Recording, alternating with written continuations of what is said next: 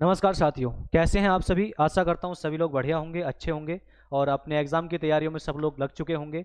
जैसा कि आप सभी को पता है मेरे साथियों, career crack hub YouTube channel पे फ्री ऑफ कॉस्ट आपका आरआरबी, एनटीपीसी, एसएससी, जीडी की तैयारी प्रॉपर तरीके से आपकी कराई जा रही है और आप यहां पे तैयारियों में लग चुके भी होंगे। आपने अगर अपने दोस्तों को, अपने परिवार में जो अन्य सदस्य हैं उनको नहीं बताया है तो जरूर बताइए कि जुड़िए तैयारी करने के लिए career crack hub YouTube channel के साथ। यहाँ पे हमने लास्ट क्लास की अगर हम बात करें तो लास्ट क्लास में हम लोगों ने डिस्कस किया था जो एसिड, बेस एंड सॉल्ट हमारा चैप्टर है कि उसमें एसिड क्या होते हैं, अम्ल क्या होते हैं, उनके बारे में हम लोगों ने पढ़ा था। आज की वीडियो में हम लोग आगे की बात करेंगे और जानेंगे कि जो हमारे अम्ल हैं उनके यूज, उनके उपयोग क्या क्या हैं, उनके बारे में आज की वीडियो में हम लोग बात करने वाले हैं और बात करेंगे बेस के बारे में, क्षार के बारे में। ठीक है मेरे दोस्तों, चलिए क्लास को शुरू करते हैं। तो जैसे कि हम लोगों ने जाना था कि acid, base and salt chapter जो हमारा अम्ल, क्षार और लवण चैप्टर है, इसमें हम लोगों ने पढ़ा था किसके बारे में, एसिड की थ्योरी कौन कौन सी है इनके बारे में हम लोगों ने पढ़ा था और इनको डीपली हमने जाना था। ठीक है, तो जिन्होंने पहली वीडियो नहीं देखी है उस वीडियो को जाकर जरूर देखें। और हमने लास्ट जो वहां पे खत्म किया था वो खत्म किया था किस पे, प्रॉपर्टीज ऑफ एसिड पे, कि जो हमारे अम्ल हैं, एसिड हैं, उनके गुण क्या होते हैं। तो मैंने आप लोगों को बताया था कि एसिड्स आर सोर इन टेस्ट, जो अम्ल होते हैं वो स्वाद में कैसे होते हैं, खट्टे होते हैं, ये तो आप सभी को पता है अच्छे तरीके से। ठीक है, acid converts blue litmus paper into red, जो ब्लू कलर का लिटमस पेपर होता है उसे किस में कन्वर्ट कर देते हैं, रेड में कन्वर्ट कर देते हैं। बात clear. Acids have pH value less than 7। देखो पीएच वैल्यू की अगर हम बात करें, किसी की पीएच वैल्यू लेस देन 7 है, 7 से कम है, तो वो 100% आपका क्या होगा, एसिड होगा, अम्ल होगा। किसी की पीएच वैल्यू 7 के बराबर है तो वो 100% आपका कैसा होगा, एलिमेंट, वो कंपाउंड कैसा होगा, न्यूट्रल होगा, उदासीन होगा। और किसी की पीएच वैल्यू 7 से ज्यादा है तो 100% वो क्या होगा, आपका बेस होगा, क्षार होगा। अब ये पीएच वैल्यू क्या होती है, पावर ऑफ हाइड्रोजन आयन या फिर पोटेंशियल ऑफ हाइड्रोजन आयन, इनको हम लोग पढ़ेंगे अगली वीडियो में, जो हमारी एक सेपरेट वीडियो रहने वाली है, जहां पे हम लोग पढ़ेंगे पीएच वैल्यू क्या होती है, इसके साथ साथ इंडिकेटर्स क्या होते हैं, सूचक क्या होते हैं, उनके बारे में हम लोग पढ़ने वाले हैं। बात क्लियर। उसके बाद मैंने बताया था कि in reaction with metals acid give hydrogen gas, मैंने रिएक्शन लिख के भी बताई थी कि धातुओं से अभिक्रिया करके अम्ल हाइड्रोजन गैस देते हैं। ये हमने लास्ट क्लास में पढ़ा था। आप जिन्होंने लास्ट क्लास नहीं देखी, एकदम बेसिक से मैंने एसिड बेस चैप्टर शुरू किया था, आप उसको जाके देख सकते हैं। आइए आगे की बात करते हैं मेरे साथियों। और यहां पे ये दो प्रॉपर्टी हमारी रह गई थी, इनको हम इस वीडियो में कवर कर लेते हैं कि in reaction with metal carbonates और bicarbonates acids give carbon dioxide gas, कि धातु कार्बोनेट या बाइकार्बोनेट के साथ अभिक्रिया करके अम्ल कार्बन डाइऑक्साइड गैस देते हैं। देखो कार्बोनेट क्या होता है मेरे साथियों, मेरे चाहने वालों ध्यान सुनना। अगर किसी के लास्ट में CO3 है, केवल क्या है लास्ट में, केवल CO3, और इसके ऊपर होता है 2 निगेटिव, कितने निगेटिव होते हैं, 2 निगेटिव, तो उसे हम कहते हैं मेरे प्यारो, उसे हम कहते हैं कार्बोनेट, उसे हम लोग क्या बोलते हैं, कार्बोनेट। बात क्लियर। अगर अगर ऐसा है कि किसी के पीछे लिखा हुआ है HCO3 निगेटिव, इसके ऊपर केवल एक ही निगेटिव होता है, ठीक है, HCO3 निगेटिव, तो मेरे साथियों इसको हम कहते हैं बाइकार्बोनेट। क्या बोलते हैं इसको, बाइकार्बोनेट। आई होप, आशा करता हूं इतनी बात समझ में आई होगी। जिसके पीछे लगा हुआ है CO3 उसे हम लोग क्या बोल देंगे, कार्बोनेट कंपाउंड, और जिसके पीछे केवल HCO3 लिखा हुआ है उसको हम लोग क्या बोल देंगे, बाइकार्बोनेट कंपाउंड, बाइकार्बोनेट यौगिक। अब इसको मैं आपको एग्जांपल देके समझाता हूं। देखिए अगर मैं आपसे कहूं क्या कहूं मैं आपसे, मैंने कहा कि अगर लिखा हुआ है Na2CO3, क्या लिखा हुआ आपके सामने, Na2CO3, sodium bicarbonate, sodium carbonate, sorry, इसे हम लोग क्या बोलेंगे, सोडियम कार्बोनेट। केवल क्या लिखा हुआ है इसके पीछे, CO3, इसको हम बोलेंगे सोडियम कार्बोनेट। लेकिन अगर मैं कहूं NaHCO3, तो इसको हम बोलेंगे, Na का मतलब क्या, सोडियम, मेटल होगी सोडियम, और HCO3 का मतलब बाइकार्बोनेट, तो इसको हम लोग क्या बोल देंगे, सोडियम बाइकार्बोनेट। क्या बोल देंगे इसको, सोडियम बाइकार्बोनेट। बात क्लियर। तो देखो जो हमारे मेटल के कार्बोनेट और बाइकार्बोनेट होते हैं, जब भी उनकी रिएक्शन, जब भी उनकी अभिक्रिया आप मेरे साथियों आप किससे कराओगे, एसिड से कराओगे, किससे कराओगे, एसिड से कराओगे, तब आपकी कौन सी गैस बनेगी, CO2 गैस बनेगी, कार्बन डाइऑक्साइड गैस बनेगी। जैसे मैं आपके सामने एक रिएक्शन लिखता हूं, मैंने कहा कि आपके पास है H2SO4, H2SO4 मतलब सल्फ्यूरिक एसिड, H2SO4 मतलब सल्फ्यूरिक एसिड, और आप H2SO4 सल्फ्यूरिक एसिड की जो रिएक्शन है, अभिक्रिया है मेरे साथियों, आप करा रहे हो किसके साथ? NaHCO3 सोडियम बाई कार्बोनेट के साथ। किसके साथ करा रहे हो? NaHCO3 सोडियम बाई कार्बोनेट के साथ करा रहे हो। तो देखो आपके दिमाग में दूसरी चीजें क्या बनेंगी उनसे फर्क नहीं पड़ता, आपके दिमाग में एक बात आ जानी चाहिए कि जैसे ही बाई कार्बोनेट या कार्बोनेट की रिएक्शन किसी एसिड से होगी तो एक बात तो 100% सही है सर कि क्या बनेगी? CO2 गैस तो बनेगी ही बनेगी। कौन सी गैस बनेगी? CO2 कार्बन डाइऑक्साइड गैस तो बनेगी ही बनेगी। बात क्लियर? इसके साथ अगर हम देखेंगे तो एक बनेगा आपका Na2SO4, क्या बन जाएगा? Na2SO4 सोडियम सल्फेट बन जाएगा। क्या बन जाएगा? Na2SO4 सोडियम सल्फेट बन जाएगा और साथ में यहां से रिमूव हो जाएगा H2 वाटर। ठीक है, कितने सोडियम है यहाँ पे? 2। अगर मैं यहाँ 2 यहाँ पे ले लूं सोडियम तो यहाँ पे 2 सोडियम हो गए। ठीक है, ऑक्सीजन कितने हो चुके हैं यहाँ पे? 6, क्योंकि 3 ऑक्सीजन, 3 दूनी 6 और 4 कितने हो गए? 10। 2 ऑक्सीजन यहाँ पर हैं, ठीक है, 2 ऑक्सीजन यहाँ पर हैं और 4 ऑक्सीजन यहाँ पे। कितने हो गए? 6। और यहाँ पे अगर मैं इसको 2 से मल्टीप्लाई कर दूं तो इसके पास कितने हो गए टोटल? 8 ऑक्सीजन हो चुके हैं। ठीक है, कितने हो चुके हैं? 8 ऑक्सीजन। लेकिन कार्बन कितने यहाँ पे? 2 है ना, तो यहाँ पे हमें 2 कार्बन करना पड़ेगा। तो अब पूरी रिएक्शन आपकी क्या हो चुकी है? बैलेंस हो चुकी है। लेकिन रिएक्शन बैलेंस करने का तरीका भी आपको मैंने सिखाया है। ये तो मैंने इसलिए यहाँ पे दिया कि इतना कोई स्पेस है नहीं रिएक्शन बैलेंस करने के लिए कि हम कैसे सेकंडों में रिएक्शन को बैलेंस करेंगे। आप जाके देखेंगे ऑक्सीडेशन और रिडक्शन वाला पार्ट। ऑक्सीडेशन और रिडक्शन में मैंने सिखाया है कि कैसे हम बड़ी बड़ी रिएक्शन को हम सेकंडों में बैलेंस कर सकते हैं। उसको जाके जरूर देखें, जिन्होंने वीडियो नहीं देखी है जाके जरूर देखें। तो आपको ध्यान देना है मेरे साथियों कि जब भी किसी एसिड की, ये तो आपका एसिड है ना H2SO4 सल्फ्यूरिक एसिड, जब भी एसिड की रिएक्शन किसी बाइकार्बोनेट या कार्बोनेट कंपाउंड से हम कराएंगे, या हम कहें मेटल कार्बोनेट या मेटल बाइकार्बोनेट के साथ कराएंगे, तब हमारी जो आपका गैस बनेगी वो कौन सी बनेगी? CO2 कार्बन डाइऑक्साइड गैस बनेगी। बात क्लियर? ऐसे ही अगला है in reaction with metal oxides acid form salt and water. जैसे मैंने आपसे कहा मेटल ऑक्साइड मैंने लिया CaO, कैल्शियम ऑक्साइड। वही कैल्शियम क्या है? हमारी मेटल, और ऑक्साइड उसका तो कैल्शियम। देखो एक बात और दिमाग में रख लो मेरे साथियों, मेटल का जो ऑक्साइड होता है ना, मेटल का, धातु का जो ऑक्साइड होता है वो बेस होता है हमेशा। तो यहां पे ये मेटल का ऑक्साइड है तो 100% क्या होगा? बेस। और अगर आप इसकी रिएक्शन करा रहे हो किसी एसिड के साथ, तो मैंने ले लिया एसिड कौन सा? HCl। क्या ले लिया? HCl।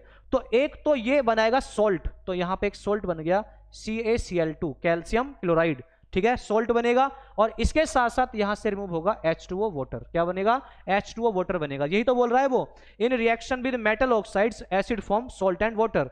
भाई आप इतनी बात ध्यान में रखेंगे कि जब भी आपका एसिड किसी बेस, जब भी आपका अम्ल किसी क्षार से अभिक्रिया करेगा, जब भी आपका अम्ल किसी क्षार से अभिक्रिया करेगा तो एक तो सॉल्ट लवण बनाएगा और क्या बनाएगा? H2 वाटर बनाएगा। तो इसको अगर मैं 2 ले लूं यहां पे तो रिएक्शन आपकी बैलेंस है एकदम। बात क्लियर? तो इनको आप नोट कीजिए, फिर बढ़ते हैं आगे की ओर।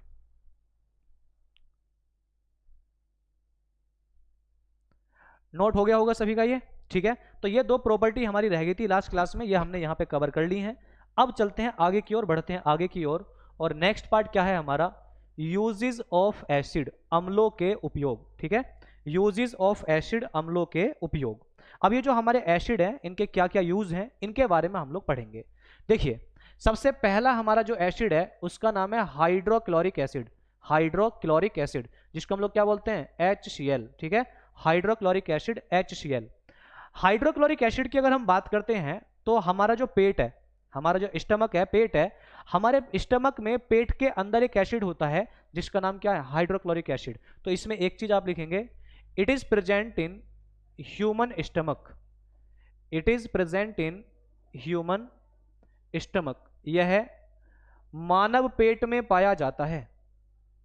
ठीक है, यह मानव के पेट में पाया जाता है। हमारे जो पेट है, ह्यूमन स्टमक है, उसमें कौन सा एसिड होता है? तो आप कहोगे सर HCl, हाइड्रोक्लोरिक एसिड। अब ये जो हाइड्रोक्लोरिक एसिड है इसका काम क्या होता है हमारे पेट में? तो देखो हमारा जो पेट है, हमारा जो स्टमक है, हमारा जो पेट है, इसमें हाइड्रोक्लोरिक एसिड का काम होता है एक तो फूड के डाइजेशन में हेल्प करना, भोजन के पाचन में मदद करना। ठीक है, भोजन को पचाता नहीं है, उसमें मदद करता है। तो एक तो होता है फूड के डाइजेशन में हेल्प करना, भोजन के पाचन में मदद करना। इसको बड़े शानदार तरीके से आपको सिखाएंगी मनीषा मैम, उनकी वीडियो आप जाके जरूर देखो। अब उन्होंने मैम ने अपना टॉपिक शुरू कर दिया एनटीपीसी के लिए, तो उनकी वीडियो भी जाकर जरूर देखिए। बड़े शानदार तरीके से आपको बताएंगे कैसे हाइड्रोक्लोरिक एसिड पेट में डाइजेशन में हेल्प करता है, कुछ सिखाएंगे आपको बायोलॉजी में अच्छे तरीके से। तो देखो, एक तो आपका डाइजेशन में हेल्प करता है, दूसरा जो हम खाना खा रहे हैं मेरे साथियों, हम खाना जो खा रहे हैं उसमें हो सकता है कोई हार्मफुल बैक्टीरिया छिपा हो, कोई फंजाई छिपा हो, तो उनको मारने का भी काम करेगा पेट के अंदर कौन, हमारा HCl हाइड्रोक्लोरिक एसिड। बात क्लियर। इसके साथ साथ हम देखें, it is also known as muriatic acid. ये जो हमारा HCl होता है, हाइड्रोक्लोरिक एसिड होता है, इसे हम लोग किस नाम से जानते हैं, इसे मुरेटिक एसिड, मुरेटिक अम्ल के नाम से भी जानते हैं। आपसे पूछता है डायरेक्ट एग्जाम में कि बताइए कौन से एसिड को मुरेटिक एसिड कहते हैं, तो आपका आंसर क्या हो जाएगा, HCl हाइड्रोक्लोरिक एसिड। बात क्लियर। आगे की ओर बढ़ते हैं। It is used in making the aqua regia. इसका उपयोग अम्लराज, एक्वारेजिया को हिंदी में क्या बोलते हैं, अम्लराज बनाने में होता है। इसका उपयोग एक्वारेजिया अम्लराज बनाने में होता है। ठीक है, आप ह्यूमन स्टमक वाला पॉइंट लिख लीजिए, फिर मैं इसको हटाता हूं, फिर इसकी जगह में लिखता हूं इसको। ठीक है, कि it is present in human stomach, यह मानव पेट में पाया जाता है। ठीक है, यह मानव पेट में पाया जाता है। And helps in digestion of food, और भोजन के पाचन में मदद करता है। ये लिख लिया होगा आप लोगों ने। मैं इसको हटाता हूं और यहाँ पे एक्वारेजिया वाली चीज आपको मैं समझाता हूं। देखिए, ये जो हमारा इसमें लिखा हुआ है, it is used in making the aqua regia, इसका उपयोग अम्लराज बनाने में होता है। तो देखो समझते हैं एक्वारेजिया होता क्या है। एक्वारेजिया, ठीक है, एक्वारेजिया जिसको हिंदी में हम कहते हैं अम्लराज। इसमें होता क्या है मेरे साथियों, इसमें कंसंट्रेट मतलब गाढ़ा, कंसंट्रेट मतलब गाढ़ा HCl हाइड्रोक्लोरिक एसिड लिया जाता है, और यहां पे कंसंट्रेट गाढ़ा सांद्र जिसको हम बोलते हैं, इसमें लिया जाता है HNO3 nitric acid, HNO3 nitric acid.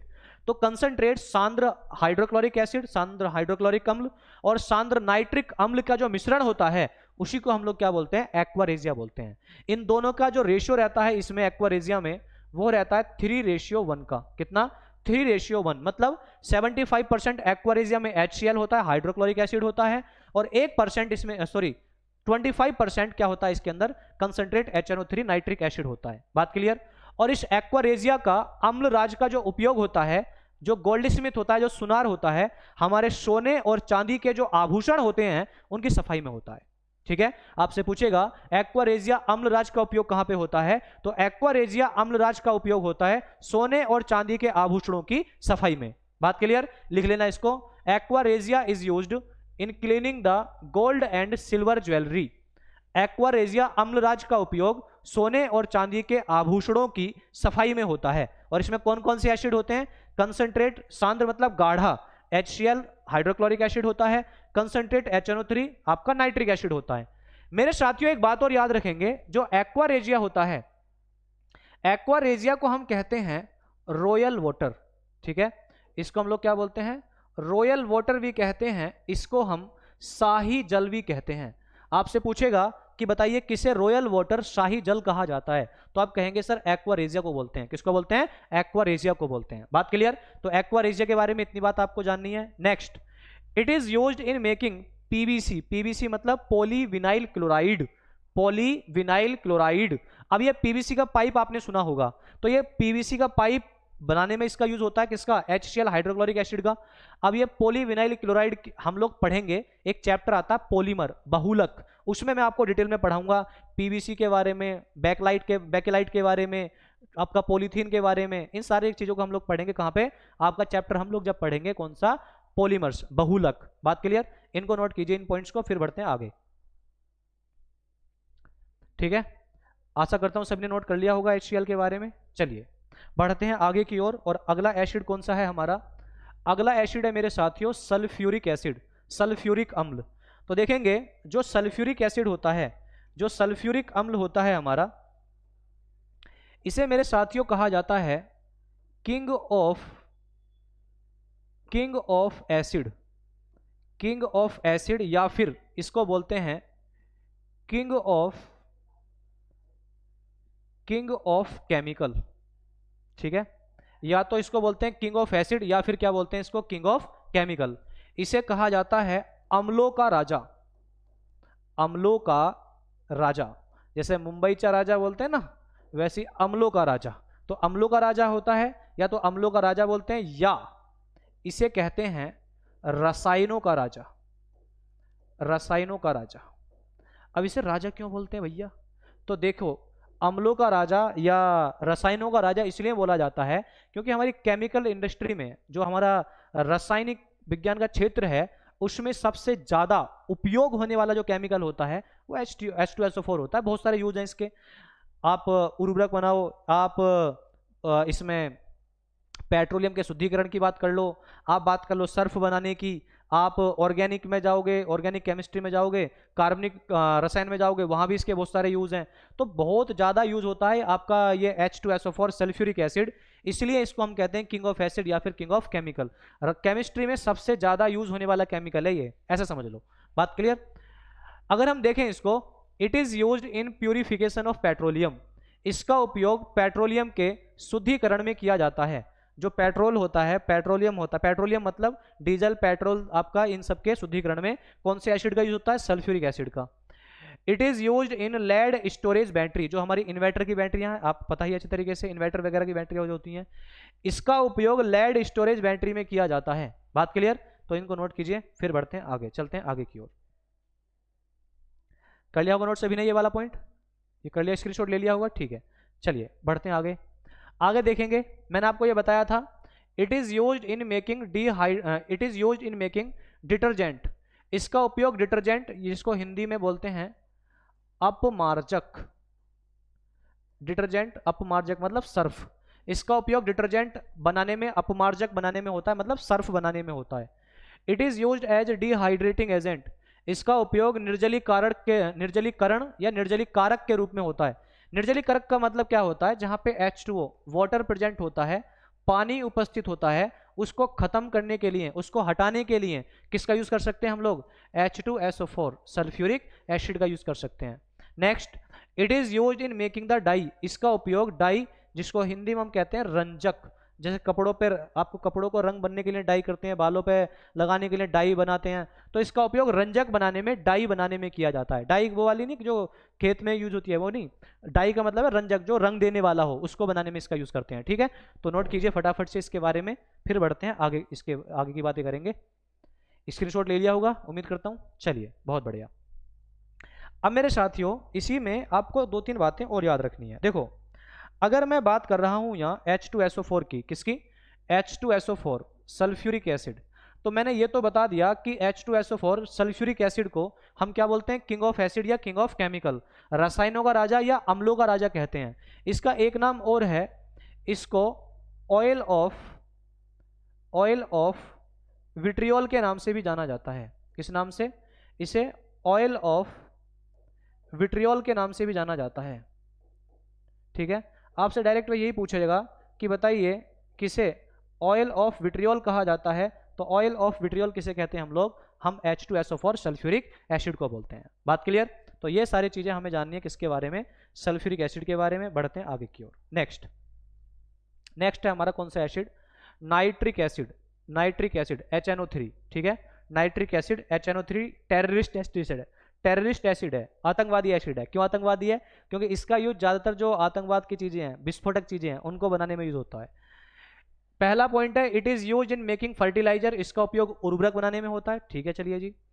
It is used in making explosives. इसका उपयोग विस्फोटक बनाने में किया जाता है। जो विस्फोटक चीजें होती हैं, जैसे मैं आपको बता देता हूं, TNT ट्राई नाइट्रोटोलुइन।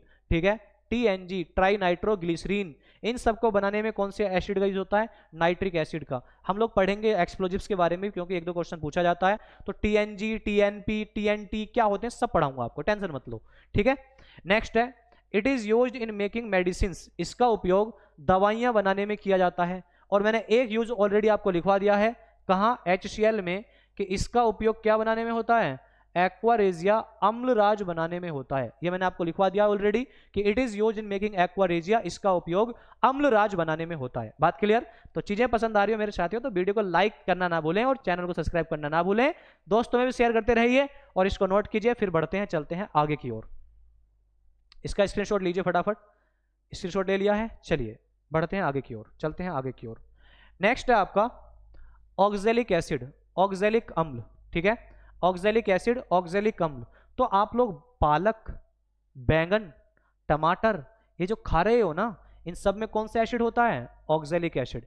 इसका फॉर्मूला होता है ऑक्जेलिक एसिड का COOH और COOH, या तो ऐसे लिख देते हैं या फिर इसको लिख देते हैं COOH का होल ट्वाइस, ऐसे लिख देंगे, ठीक है। तो यहाँ पे it is present in tomato, spinach and brinjal. यह टमाटर, पालक और बैंगन में पाया जाता है। आपसे पूछेगा बताइए टमाटर में कौन सा एसिड होता है? Oxalic acid. पालक में कौन सा एसिड होता है? Oxalic acid. इसके साथ बैंगन में कौन सा एसिड होता है? Oxalic acid. बात clear? Next, it is responsible for kidney stone. बहुत बढ़िया। देखो सबसे पहले मेरी बात को ध्यान समझना मेरे दोस्तों, किडनी स्टोन, जो स्टोन होती है वो किसकी बनी होती है? जो पथरी होती है वो बनी होती है किसकी? कैल्शियम, कैल्शियम ऑक्सलेट की, ठीक है। जो पथरी बनी होती है वो किसकी बनी होती है? पथरी बनी होती है किसकी? कैल्शियम ऑक्सलेट की, ठीक है। आपसे पूछेगा कि बताइए स्टोन पथरी का केमिकल नेम क्या होता है? तो स्टोन पथरी का केमिकल नेम होता है कैल्शियम ऑक्सलेट। क्या होता है? Calcium oxalate. बात क्लियर? अब एक बात बताओ, हमारी बॉडी के अंदर कैल्शियम है और सबसे ज्यादा मात्रा में पाई जाने वाली मेटल भी है, धातु भी है। मैं मेटल बोल रहा हूं, ध्यान सुनना मैं क्या बोल रहा हूं। अगर मैं पूछूं हमारी बॉडी के अंदर सबसे ज्यादा पाई जाने वाला एलिमेंट, तब आपका आंसर होगा ऑक्सीजन, ठीक है। लेकिन अगर मैं बोल रहा हूं कि सबसे ज्यादा पाई जाने वाली मेटल, तो आपका आंसर क्या होगा? कैल्शियम। तो यहां पे हमारे शरीर में सबसे ज्यादा पाई जाने वाली मेटल कैल्शियम है। अब आप लोग ज्यादा मात्रा में जब टमाटर, बैंगन, पालक खाओगे तो आपके बॉडी के अंदर ऑक्जेलिक एसिड, ऑक्जेलिक अम्ल भी ज्यादा मात्रा में इकट्ठा हो जाएगा। बोलो हाँ या ना? कैल्शियम और ऑक्जेलिक एसिड इकट्ठा होगा आपके जब बॉडी के अंदर, शरीर के अंदर, तो ये क्या बना देंगे? ये बना देंगे कैल्शियम ऑक्जिलेट, और यही होती है पथरी। बात क्लियर? तो आपको कहा जाता है कि जब पथरी होती है तो टमाटर, पालक और बैंगन, इनका हमें क्या करना चाहिए? इनसे परहेज करना चाहिए, इन्हें कम खाना चाहिए। क्यों? क्योंकि इनके ज्यादा खाने से ऑक्जेलिक एसिड बढ़ेगा और कैल्शियम से रिएक्शन करेगा तो क्या बनाएगा? आपका कैल्शियम ऑक्जिलेट, जो आपकी पथरी होती है, ठीक है। इसके बाद हम आगे बात करते हैं, इसके अगले यूज की बात करें। It removes the stains, stains मतलब धब्बे, of rust and ink from the clothes. इसका उपयोग कपड़ों से जंग और स्याही के दाग हटाने में किया जाता है। कपड़ों पे जंग लग जाता है, जंग के धब्बे लग जाते हैं, या फिर जो इंक होती है उसके धब्बे लग जाते हैं, तो उनको हटाने में कौन से एसिड का यूज होता है? ऑक्जेलिक एसिड का। बात क्लियर? इसको नोट करो, फिर बढ़ते हैं आगे की ओर। स्क्रीनशॉट ले लीजिए इसका, ठीक है। चलिए, ले लिया होगा स्क्रीनशॉट, आगे बढ़ते हैं। नेक्स्ट है, it is used in printing clothes. इसका उपयोग कपड़ों की छपाई में किया जाता है। जो कपड़ों पे छपाई होती है, रंगाई होती है, उसमें कौन से एसिड का उपयोग होता है? ऑक्जेलिक एसिड का। It is used in photography. इसका उपयोग किस में होता है? फोटोग्राफी में होता है, ठीक है। अब देखो फोटोग्राफी में और किन किन चीजों का यूज होता है, इनको वहीं पे लिख लीजिए, यहीं पे लिख लीजिए, आपके काम आएंगी। एक तो याद रखेंगे AgBr, सिल्वर ब्रोमाइड, ठीक है। AgBr silver bromide. तो AgBr सिल्वर ब्रोमाइड का यूज होता है किसमें? एक तो आपका फोटोग्राफी में। इसके साथ साथ एक और नाम याद रखेंगे, sodium, sodium thiosulphate, sodium thiosulphate, ठीक है। सोडियम थायोसल्फेट, इसका यूज भी किस में होता है? सोडियम थायोसल्फेट, इसका यूज भी किस में होता है? फोटोग्राफी में, ठीक है, फोटोग्राफी में। तो आपसे पूछेगा कौन से एसिड का उपयोग फोटोग्राफी में होता है? Oxalic acid. सिल्वर ब्रोमाइड का उपयोग फोटोग्राफी में होता है। सोडियम थायोसल्फेट का उपयोग फोटोग्राफी में होता है। Na2H2O3.5H2O, इसका फॉर्मूला क्या होता है सोडियम थायोसल्फेट का? Na2H2O3.5H2O। बात क्लियर? तो इसको सोडियम थायोसल्फेट को एक बात तो लिख लेना, सोडियम थायोसल्फेट को हाइपो भी बोलते हैं। क्या बोलते हैं इसको? हाइपो के नाम से भी जाना जाता है, हाइपो। आपसे पूछेगा बताइए हाइपो किसका कॉमन नेम होता है? तो हाइपो किसका कॉमन नेम होता है? सोडियम थायोसल्फेट का। बात क्लियर? तो ये सारी चीजें हमें जाननी किसके बारे में? ऑक्जेलिक एसिड के बारे में। फिर चलते हैं, बढ़ते हैं आगे की ओर। इसको नोट कीजिए, ये सारी चीजें जो लिखी है मैंने किसके बारे में लिखी है? फोटोग्राफी के बारे में, ठीक है। चलिए बढ़ते हैं आगे की ओर। और अगला एसिड कौन सा है हमारा? Acetic acid. कौन सा एसिड? Acetic acid. क्या फॉर्मूला होता है? CH3COOH। ठीक है। देखो IUPAC नेम जो है वो आपको मैं एक प्रॉपर अलग ही वीडियो लेकर आऊंगा, वहां सबके मैं IUPAC नेम आपको बताऊंगा, कैसे हम IUPAC नेम निकालते हैं, कैसे IUPAC नेम हम बनाते हैं, वो सारी चीजें आपको सिखाऊंगा। बस आपको पूरा जुड़ना है, जब तक आपका एग्जाम नहीं होता तब तक जुड़े रहना है आपको career crack hub YouTube channel के साथ। और जैसा आपसे वादा किया है दोस्त कि बेसिक से एडवांस सारी चीजें कराएंगे, आप देख भी पा रहे होंगे, आप खुद इतने समझदार हैं, आप खुद को पता चल रहा होगा आप सभी को कि ये लोग बेसिक टू एडवांस पढ़ा रहे हैं या नहीं पढ़ा रहे हैं। हर एक सब्जेक्ट, मैं ये नहीं कह रहा कि मेरा ही सब्जेक्ट, हर एक सब्जेक्ट जाकर आप चेक कर सकते हो। बात क्लियर? चीजें पसंद आ रही हो तो वीडियो को लाइक शेयर आप कर सकते हैं। देखिए नेक्स्ट है, it is present in vinegar, यह सिरके में पाया जाता है। हाँ भाई, अगर हम बात करते हैं सिरके में कौन सा एसिड होता है, तो सिरके में कौन सा एसिड होता है आपका acetic acid. It is used as food preservative, यह खाद्य परिरक्षक के रूप में उपयोग होता है, कि हमारा खाना जल्दी से खराब ना हो उसको बचाने के लिए किसका यूज कर सकते हैं, एसिटिक एसिड का। अचार, अचार आपने सुना ना, अचार पिकल, अचार हो, सब्जी का हो, किसी चीज का अचार हो, तो अचार बनाने में भी किसका यूज करते हैं, सिरके का यूज करते हैं। और सिरके में कौन सा एसिड होता है आपका एसिटिक एसिड। चाउमीन बनाने में आप देखते हो, चाउमीन बनाने में सिरका यूज होता है, वहां भी एसिटिक एसिड यूज हो रहा है। बात क्लियर? तो और एक बात और याद रखेंगे कि जो एसिटिक एसिड होता है, एसिटिक एसिड में 95 से लेकर लगभग 97% क्या होता है, वाटर होता है इसमें, विनेगर में। ठीक है, ध्यान देना मेरी बात को। जो विनेगर है, विनेगर जो आपका सिरका है, विनेगर सिरके में 95 से लेकर 97% क्या होता है, वाटर, और आपका 5% से लेकर 3% आपका क्या होता है, इसमें एसिटिक एसिड होता है। ठीक है, ये परसेंटेज भी आप लिख लेना मेरे साथियों। ठीक है, कि याद रखेंगे कि जो हमारा जो सिरका होता है उसमें 95 से लेकर 97% क्या होता है, वाटर, और आपका 3 से 5% क्या होता है उसके अंदर, एसिटिक एसिड होता है। ठीक है, ये लिख लेना। चलिए इसका स्क्रीनशॉट लेंगे, फिर बढ़ेंगे आगे की ओर। कर लिया होगा, स्क्रीनशॉट ले लिया होगा आप सभी ने। चलिए नेक्स्ट आगे बढ़ते हैं, आगे चलते हैं। नेक्स्ट है आपका फॉर्मिक एसिड, फॉर्मिक अम्ल। क्या फॉर्मूला होता है, HCOOH, मिथेनोइक एसिड बोलते हैं इसको।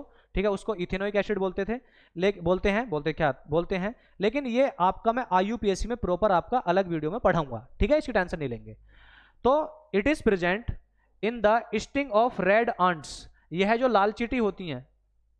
ठीक है, जो हमारी लाल चींटियां होती हैं, थोड़ा बोल देना, लाल चींटियां जो होती हैं हमारी, रेड आंट्स, लाल चींटियां जो होती हैं, उनमें आपका उनका जो डंक होता है उसमें मौजूद होता है कौन सा एसिड, आपका formic acid.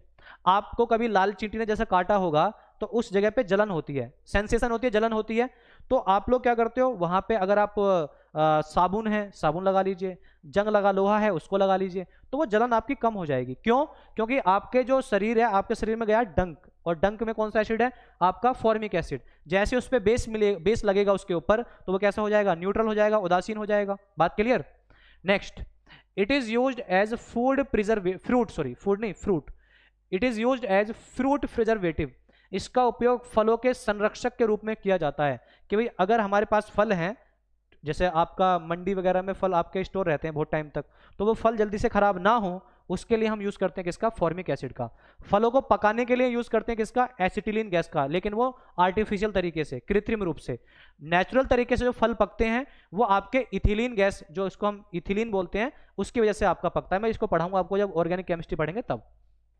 Next, it is used in making the antibiotic, इसका उपयोग एंटीबायोटिक बनाने में आपका किया जाता है। तो इसको नोट करेंगे, फॉर्मिक एसिड को, इसका स्क्रीनशॉट लेंगे और इसके बारे में लिखेंगे। ठीक है, चलिए नोट कर लिया होगा आपने इसके बारे में।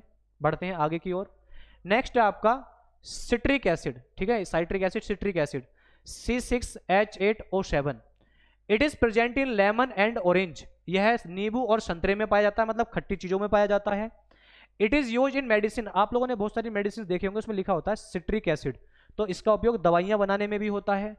It is use in cleaning the metals, इसका उपयोग धातुओं की सफाई में आपका किया जाता है। तो इसको जल्दी फटाफट, इसमें कोई इतनी बड़ी बात इसमें है नहीं, बस इतनी चीजें इसको हमको जाननी है। इसका स्क्रीनशॉट लीजिए और नोट कीजिए इसको। चलिए देखिए, ये हमारे एसिड हो गए जो हमारे मेन एसिड है, जिनके बारे में हमें डिटेल में पढ़ना था। लेकिन मेरे साथियों, अब कुछ एसिड हैं ऐसे भी हैं जिनके बारे में केवल ये जानना है कि वो किस में पाए जाते हैं। ठीक है, तो एक टेबल बना लेना आप लोग। एक तरफ लिखेंगे एसिड, ठीक है, एक तरफ लिखेंगे एसिड अम्ल, एसिड अम्ल, और एक तरफ लिखेंगे वो किस सब्सटेंस में पाया जाता है। ठीक है, किस सब्सटेंस में, किस पदार्थ में वो आपका पाया जाता है। ठीक है, पाया जाता है। जैसे मैं आपसे कहने लगूं लैक्टिक एसिड, ठीक है, लैक्टिक एसिड, लैक्टिक अम्ल, ठीक है, लैक्टिक एसिड, लैक्टिक अम्ल। तो ये जो हमारा लैक्टिक एसिड लैक्टिक अम्ल होता है ये किस में मिलता है? तो लैक्टिक एसिड लैक्टिक अम्ल आपका पाया जाता है मिल्क, दूध एंड इट्स प्रोडक्ट, दूध और दूध के उत्पादों में, मिल्क एंड इट्स प्रोडक्ट्स, दूध और दूध के उत्पादों में, जैसे दही, पनीर, इन सब में कौन सा एसिड मिलेगा?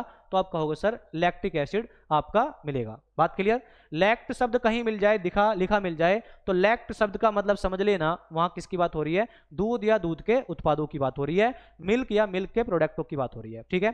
तो दूध और दूध के उत्पादों में जो आपका एसिड होता है वो कौन सा होता है? लैक्टिक एसिड होता है। बात क्लियर? इसके बाद आपसे पूछेगा कि बताइए मैलिक एसिड किस में पाया जाता है? कौन सा? मैलिक एसिड, मैलिक अम्ल किस में पाया जाता है? तो मैलिक एसिड, मैलिक अम्ल पाया जाता है आपका एप्पल में। किसमें?